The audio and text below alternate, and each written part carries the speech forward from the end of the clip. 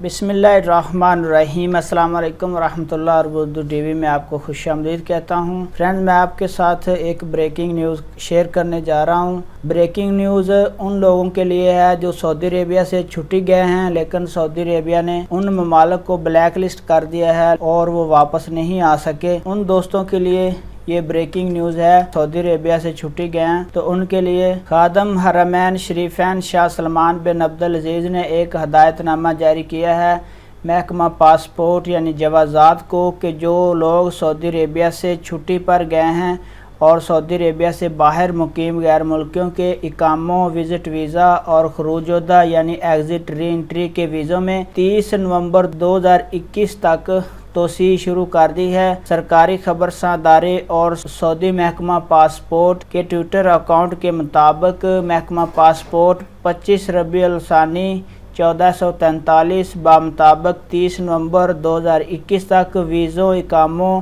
और छुट्टी में बगैर किसी फ़ीस के फ्री में उनको खुद कार निज़ाम के तहत तजदीद कर दिया जाएगा। ये अभी ब्रेकिंग न्यूज़ मैं आपके साथ शेयर कर रहा हूँ।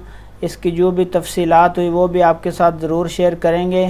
तो खादम हरमैन शरीफैन शाह सलमान बिन अब्दुल अजीज़ की हदायत पर सऊदी महकमा पासपोर्ट ने 30 नवंबर 2021 तक तोसी शुरू कर दी है।